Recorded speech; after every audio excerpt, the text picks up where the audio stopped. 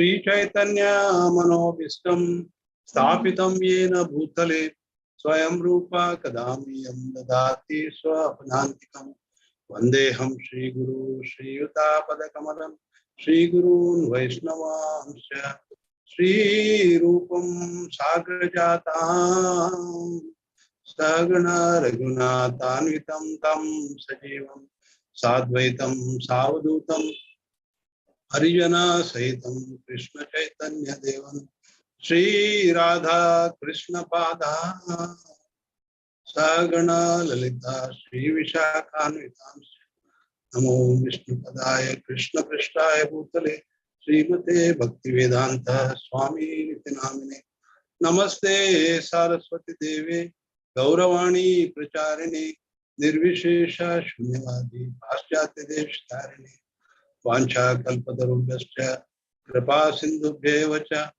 Patitanam Pavanebhyo Vaishnavebhyo Namo Namah Jai Shri Krishna Chaitanya Prabhu Nityananda Shri Advaita Gadadhar Srivasadi Gaura Bhaktivinoda Hare Krishna Krishna Krishna Hare Hare Hare Rama Rama Rama Hare Hare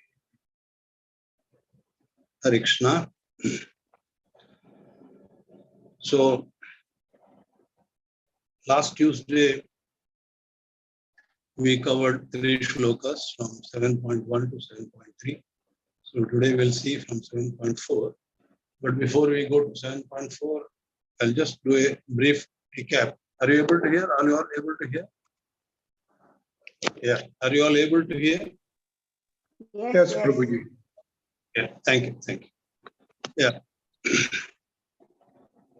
7.1, the theme is to always think of Krishna in devotion. One must hear about Krishna and his supreme position.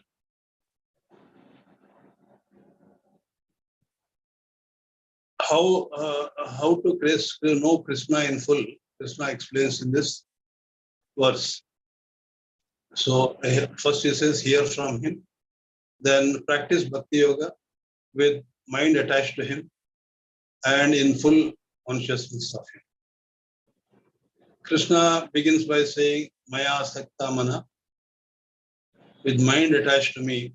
Then he says, Yoga Minjan Madashraya, by practicing yoga in full consciousness of me. Asamshayam Samagram Mam Yathas Nyasasi, you can know me completely without a doubt. How do you do this? By Dashru. Just hear, listen to me, simply hearing from me. And in 7.2, Krishna continues the same theme. He says, the knowledge that I am going to impart to you, if you are able to understand, you do not have to understand anything else. We can imagine when Krishna himself says this, how important that knowledge could be. So in 7.3, the theme is the rarity of knowledge. Here Krishna says, who is qualified to receive this knowledge? Out of many thousands, one may endeavor for perfection. Those who achieve perfection, one may know me in truth. So this is how the first 3 verses have been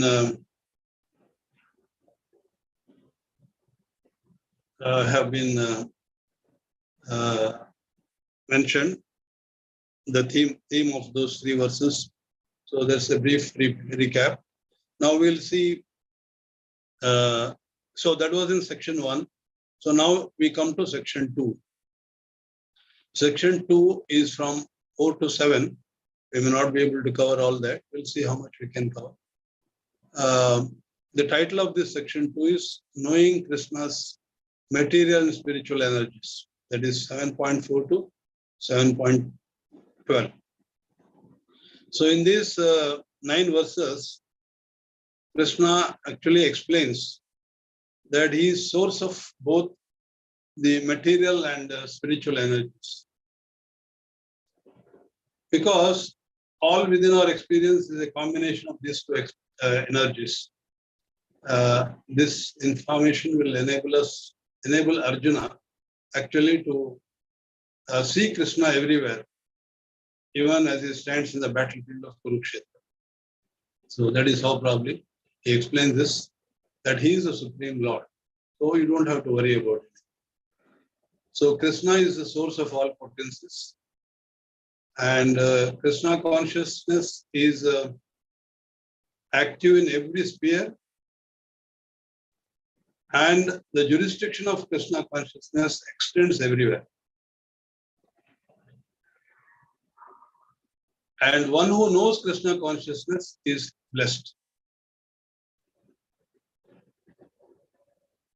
And the third point is, those who do not know Krishna are in illusion. And so, knowledge of Krishna is liberation. And ignorance of him is bondage. So these are 3 points he is covering in this section 2. And in verses 7.4 to 7.7, he explains his own position. It analyzes the constitutional position of God and its different energies. Broadly, the living entity and the material nature.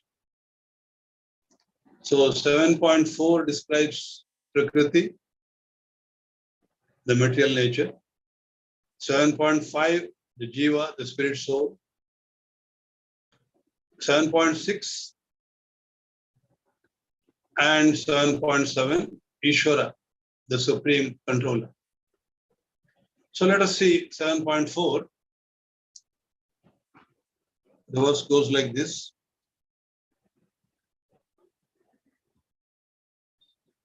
Bhumira apo anilo vayu khammano buddhir evacha ahankara iti amme bhinna prakritir astada.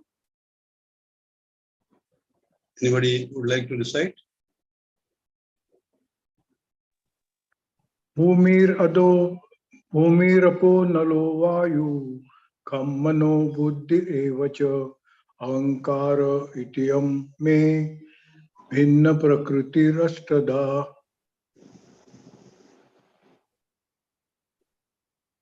Mataji's.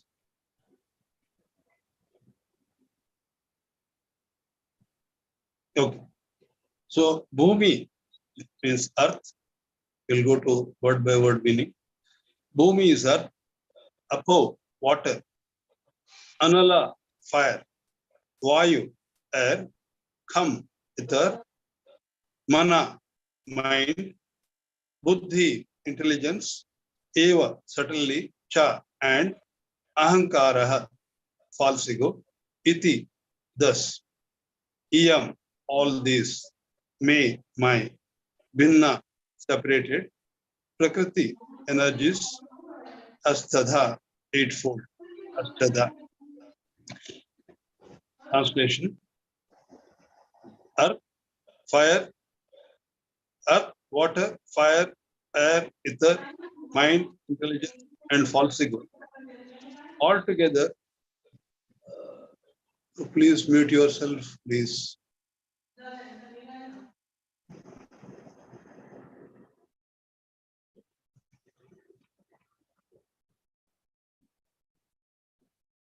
Okay. Yeah. Earth, water, fire, air, ether, mind, intelligence, and false ego. Altogether, these 8 constitute my separated material energies. So here Krishna speaks about his separated energies, the ingredients of material manifestation, that is Prakriti. Prabhupada, in his purport to this verse, says the science of God analyzes the constitutional position of God and his divine energies. Material nature is called Prakriti, or the energy of the Lord, in his different Purusha incarnations.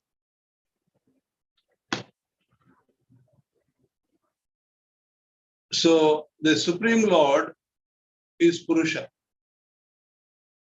Purusha means the enjoyer. And everything else is Prakriti, that which is to be enjoyed.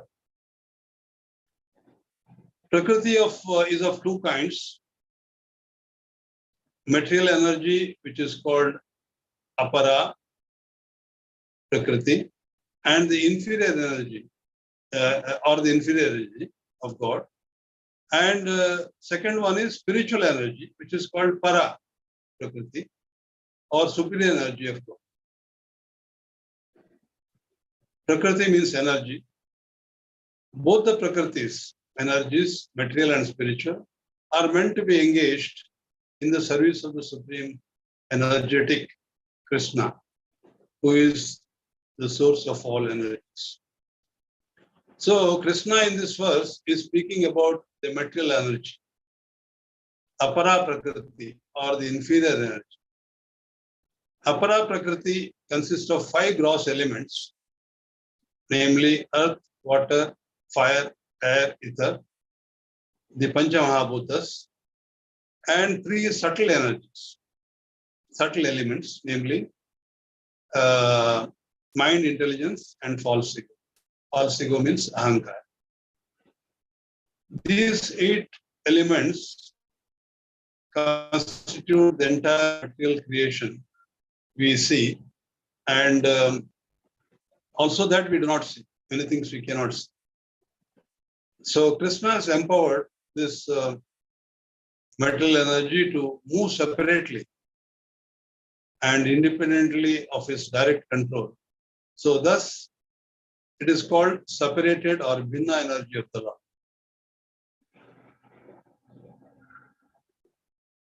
Before we get into these separated energies of the Supreme Lord, let us try to understand what these Purusha incarnations that Prabhupada is referring to are. Many times people do not know about Vishnu. They often ask between the two, between Vishnu and Krishna, who is superior? So he only explains from Krishna comes Balarama, the first expansion, and from Balarama comes 4 expansions, Adi Chaturvivaras. Starting from Sankarshana comes Mahasankarshana, and from Mahasankarshana comes the first Purusha incarnation, namely Karanudak Shai Vishnu, also known as Mahavishnu. From Mahavishnu's each and every course, a Brahmanda comes. Can you imagine how many pores are there in Vishnu's body? And how many Brahmandas are there?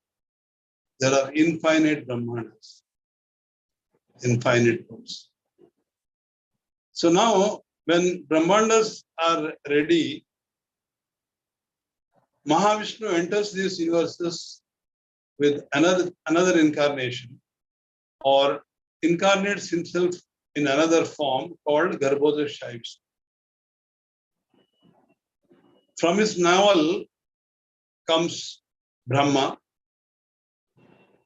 who does the secondary creations. When the secondary creations are done and ready, when various living entities are made, the Garbhoda Shai Vishnu enters each and every atom as Paramatma in another form known as Kshirodaka Shai Vishnu. So it is very important to understand these 3 Purushavatars to to understand that the entire creation is actually belonging to them. They are the proprietors. Entire Prakriti belongs to these three avatars. But we in this world falsely identify them with ourselves. I am the Purusha. Many of us say, I am the Purusha, the enjoyer. We are not the Purushas. We are not the enjoyers. Only the Lord is the Purusha in the form of these three Purusha avatars. They are the creators, maintainers, and also the annihilators. Very important to understand here is that this material world is a temporary manifestation of the Supreme Lord, Shashvata. All activities of the material world are directed by these three Vishnu expansions of Krishna. So we can understand that the Krishna is the Supreme Personality of Godhead. So there is no doubt. So everything emanates from Krishna. When it comes to Brahma Jyoti, the effulgence coming from the body of Krishna, which is the main goal of impersonalists, there is no spiritual diversity. It is just light. Unlike in Vaikuntha Lokas, where there are different Vaikuntha planets.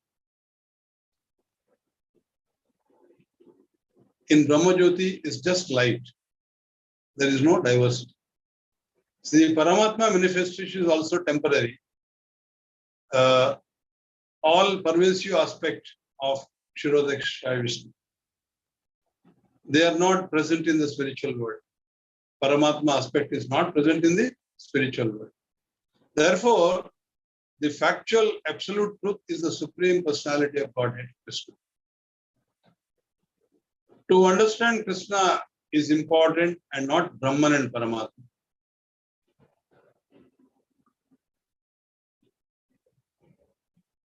Here in this shloka, Krishna is talking about his material energy or his external energy, which is basically described as Prakriti.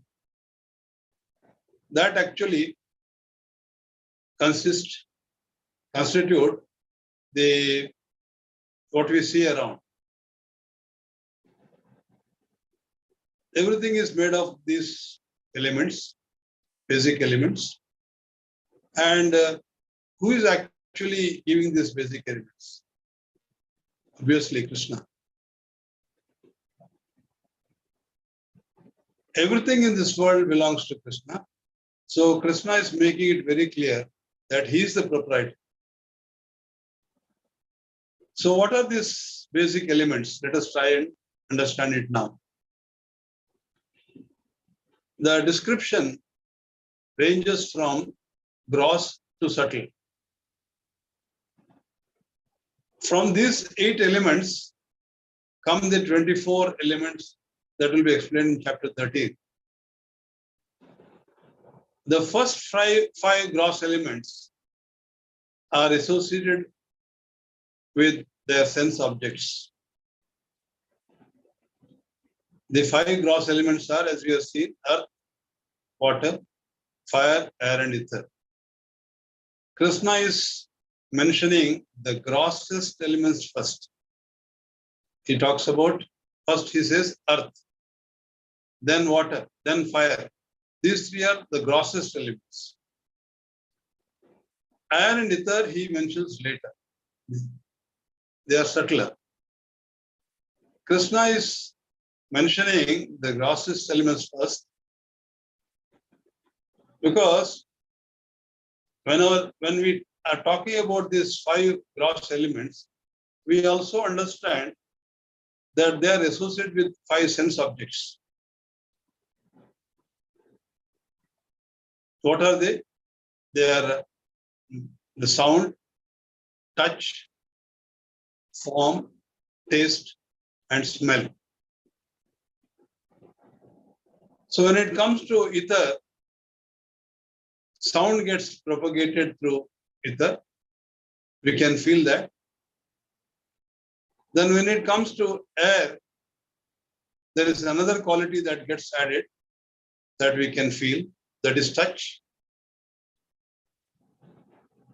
We cannot see either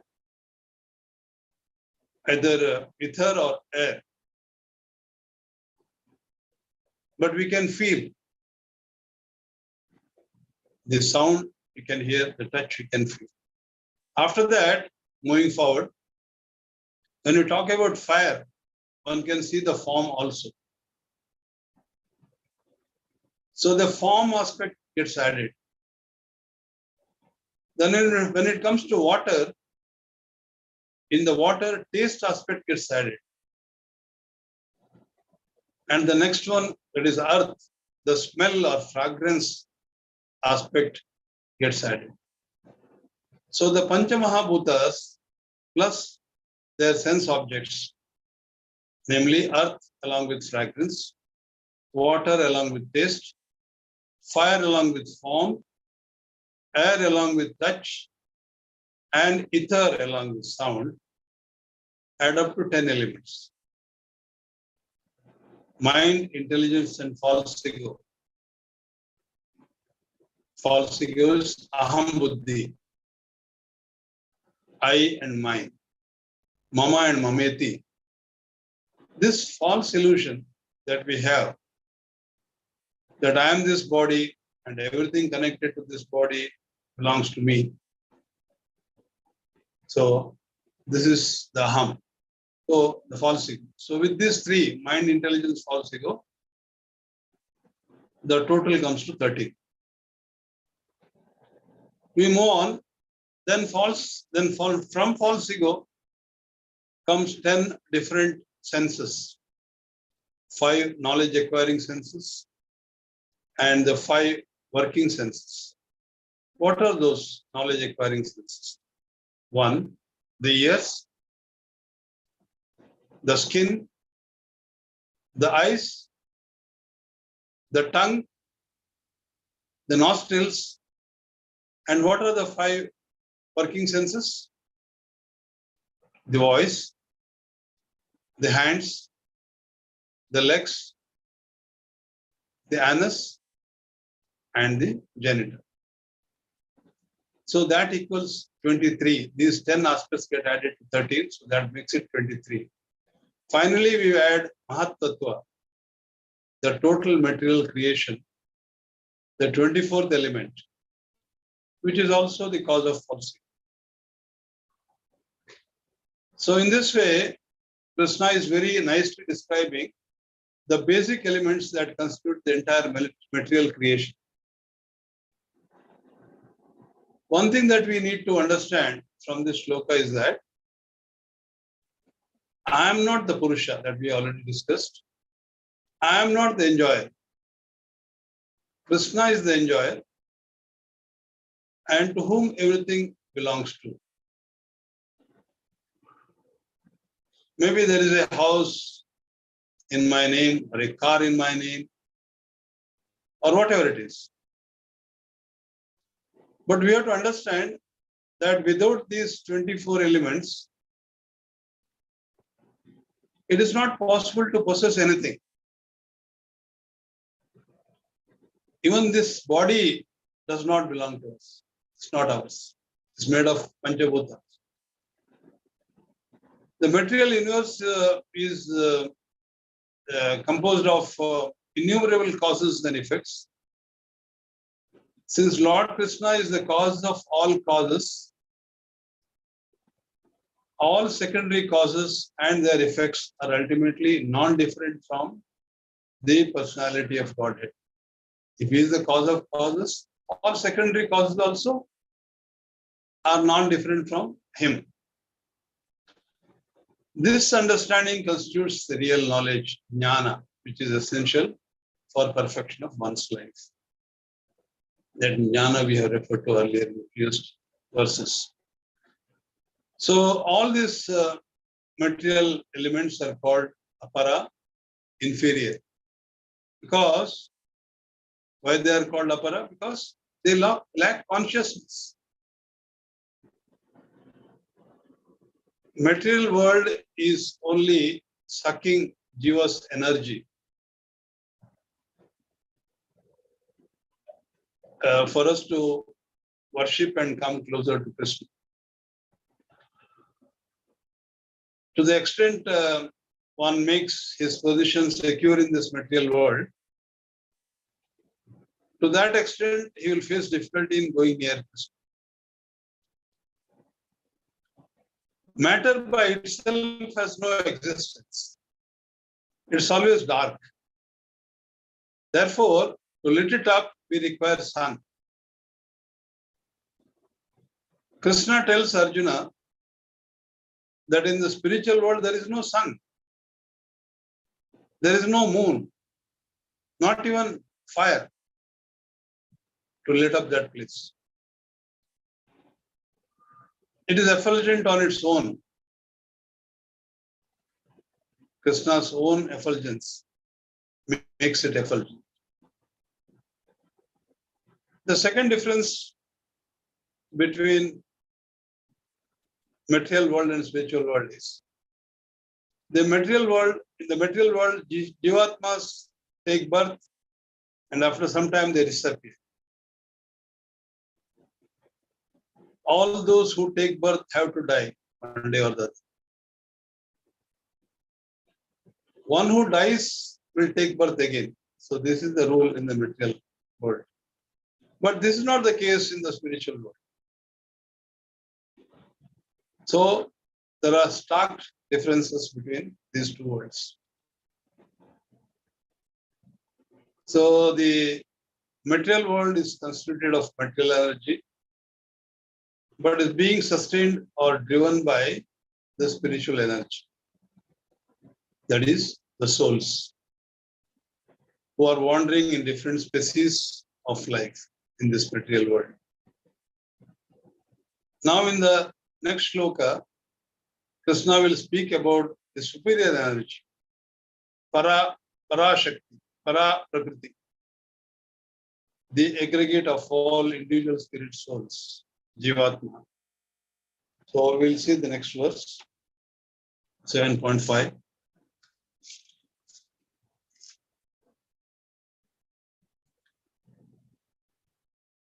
Apareyam itastva anyam prakritim vidhi me param jiva bhutam mahabaho yedam dharyate jagat.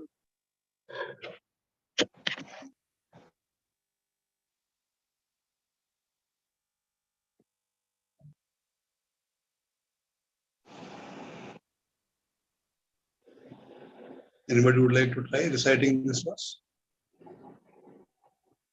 Apareyami Carry on, Mataji. apareyamitastvanyam prakritim viddhi me param jiva bhutam mahabaho yayedam dharyate jagat.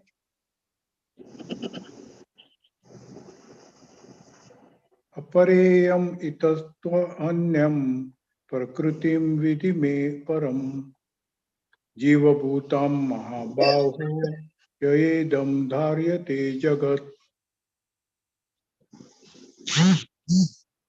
Word meaning. Apara, inferior. Iyam, this. Ita, besides this. Tu, but. Anyam, another. Prakritim, energy. Vidhi, just try to understand. Me, my. Param, superior. Jiva bhutam.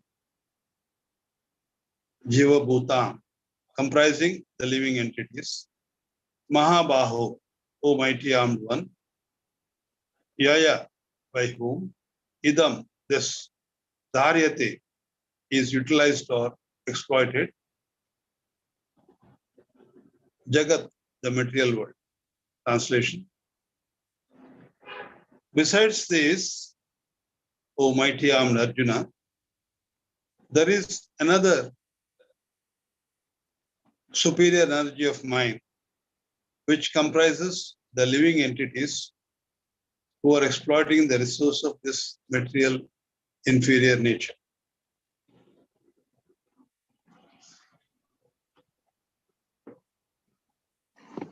So here Krishna is talking about the living entities, that is all of us. The previous shloka talked about his inferior energies. The superior energies the living entities, that is the spirit soul. From this shloka, we understand that the living entities who are exploiting the inferior energy for different purposes are the superior energy of the Lord. And it is in this energy by which the entire material world functions. One point that has to be understood very clearly here is that matter cannot work by itself. Unfortunately, there are many so-called intelligent people who are trying to produce living entities from matter. Not possible. Matter is a dead thing.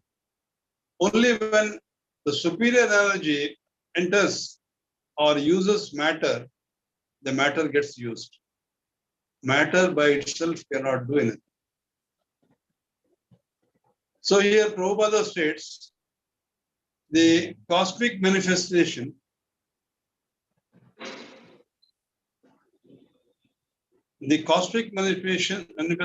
has no power to act unless it is moved by superior energy, the living entity.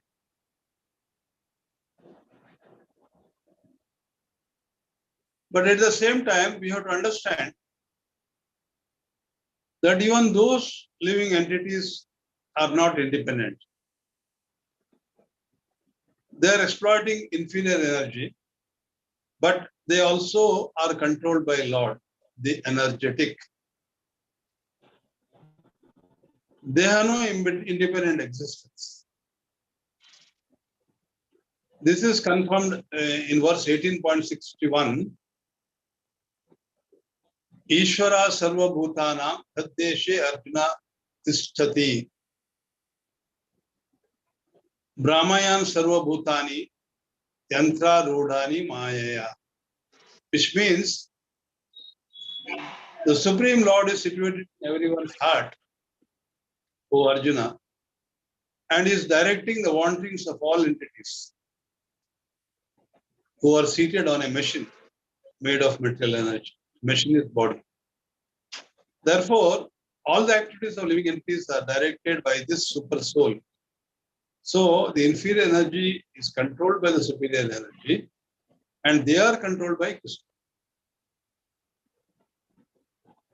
Now, there is another question. Why the living entities are called superior energy of the Lord? Because the living entities are one with Krishna in quality. Krishna is Ch.7.4 Vigraha, eternal, full of knowledge and blissful. And as part and parcel of Krishna, we also have the same qualities, Ch.7.4. The spirit soul is eternal, full of knowledge and blissful. As you have seen earlier, the droplet of seawater has the same quality as the water in the ocean or in the sea, as we already seen. So, this is oneness of quality. But then, a living entity can never become the whole. He can never become Krishna. We will always remain part and parcel of Krishna.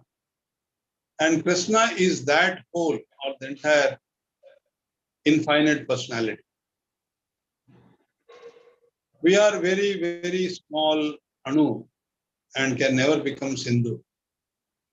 In this way, we understand that Krishna controls the living entities.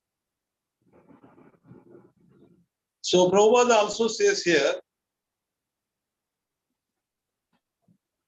while exploiting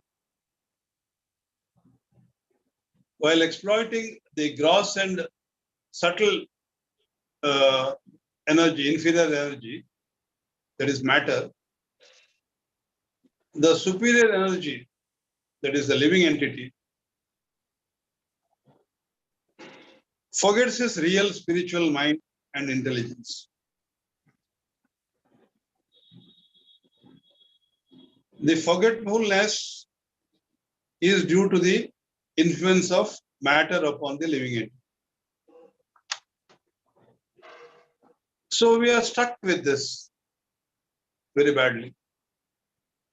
We think that we are enjoying here. Actually, we are not enjoying anything here. We are suffering here, trying to lord it over the material nature. We are trying to control various material aspects, and we are miserable by this behavior, by this endeavor. There is no personality in this entire creation who is very happy controlling the material nature. Our position is always that of a servant, and if one tries to be the boss, he will always be in trouble. That's exactly what happens. Because of forgetting one's identity, all these problems are arising. What is our identity? Our identity is Jivera Sarupa Hoy Nitya Krishna Das. Our Sarupa is that of a servant of Krishna. Currently, we are in illusion.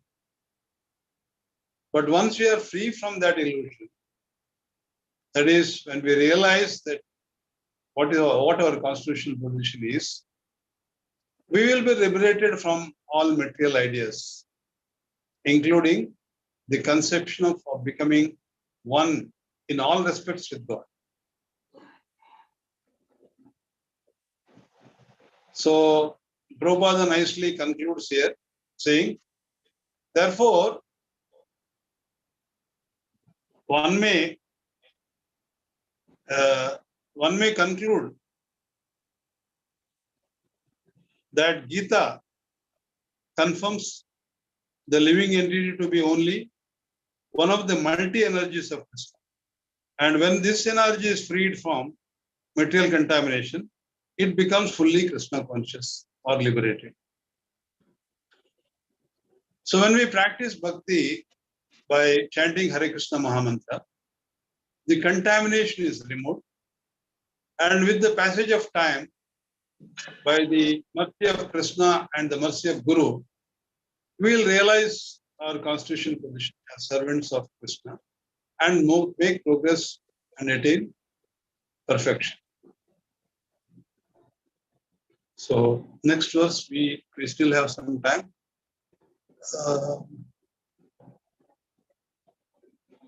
Should we continue or we close here? We have 15 minutes still. Shall we continue? Hare Krishna. We will continue for one more verse, Prabhuji. Thank you. Hare Krishna. So next is 7.6. Etadionini bhutani sarvaniti upadharaya aham krishnasya jagata prabhava pralayastata. Anybody?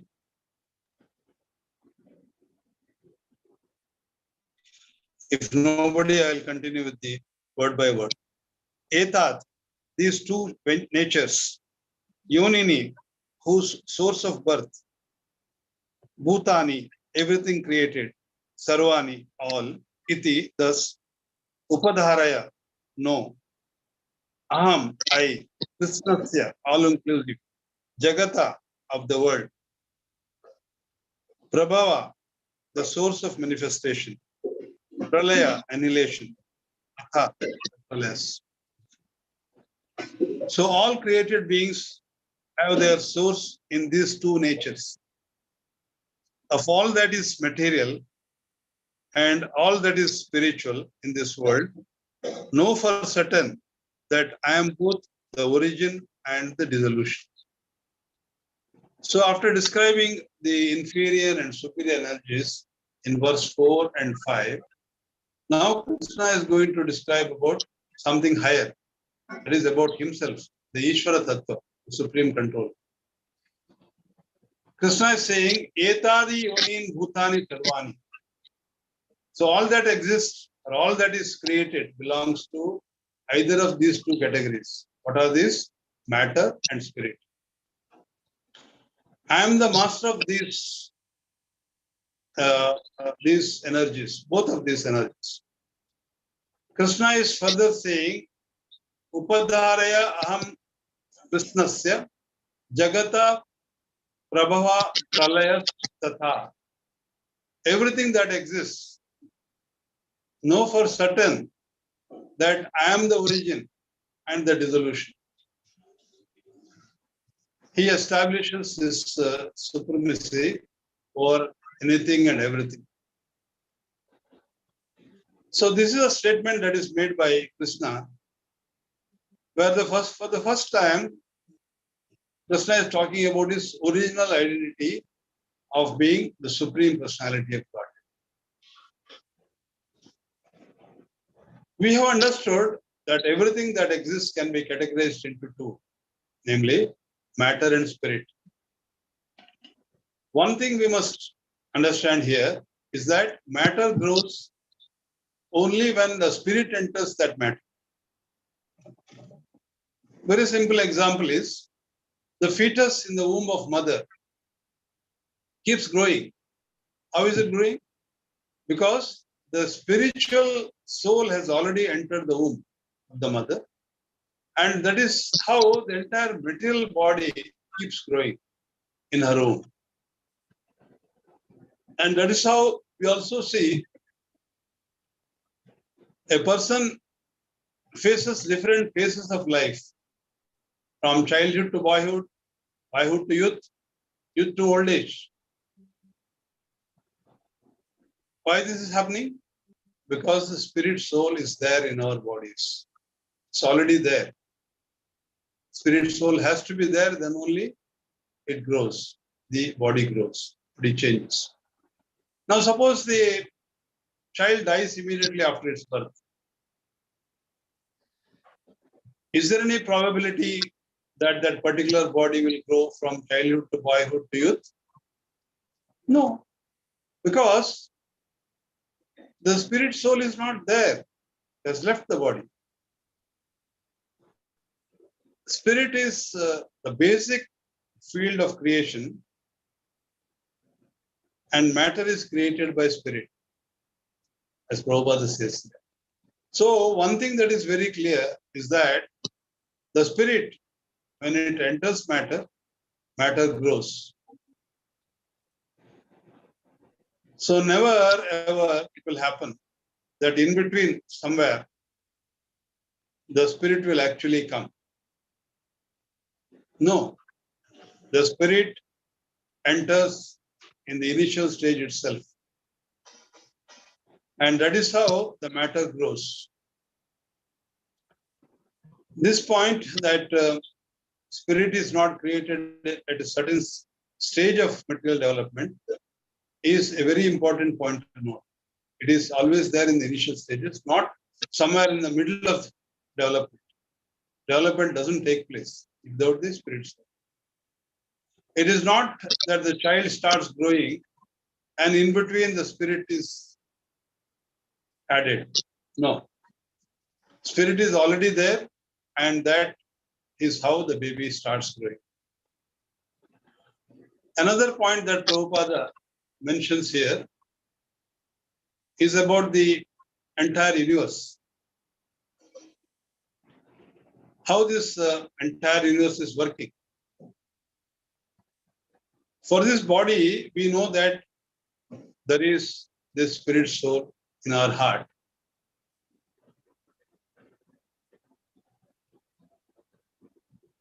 Similarly, this entire universe is working properly because there is a big soul.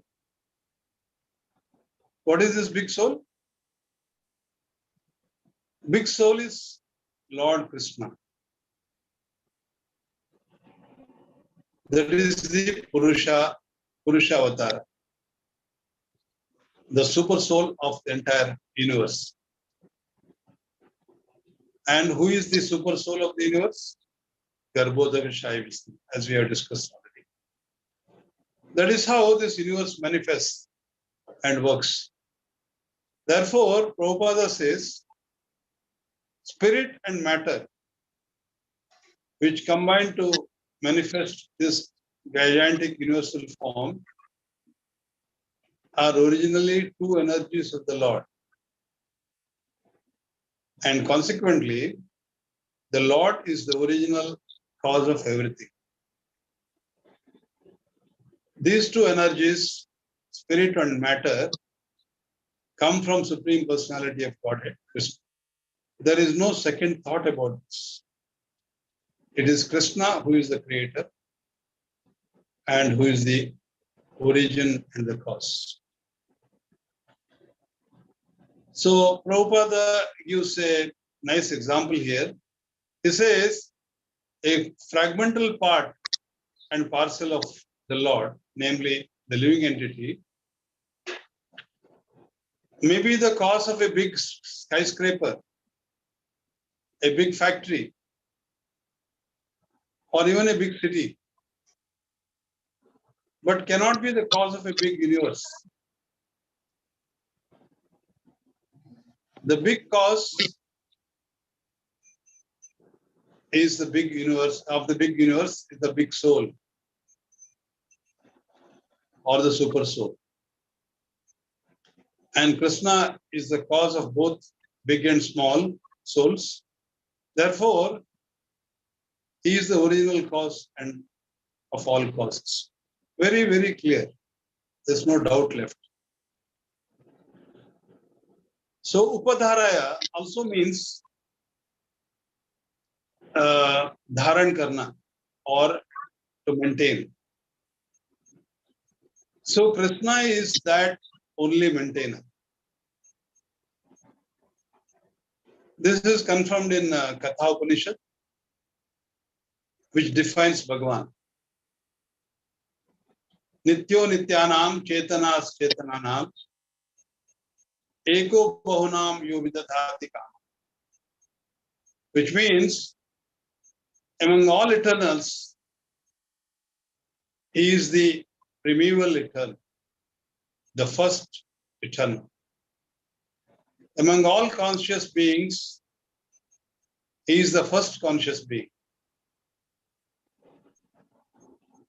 So one may wonder, तो क्या हम सब एक ही है? नहीं, वो master है और हम सर्वेंट हैं. So if you analyze this verse, it gives us the achintya veda veda tattva. You can see here. भगवान भी नित्य है, हम भी नित्य है. भगवान भी सचेतन है, हम भी सचेतन. Therefore, क्या मैं भगवान बन गया? नहीं. एको बहुनाम यो विदधाति कामा. He is that one who maintains everybody else. So the first line tells us about the quality of oneness, and the second line tells us about the quantitative or functional difference. हम भगवान से एक भी है और अलग भी है. हम भगवान के तरह नित्य है और सचेतन भी है, लेकिन हम पूर्ण पुरुषोत्तम भगवान नहीं है.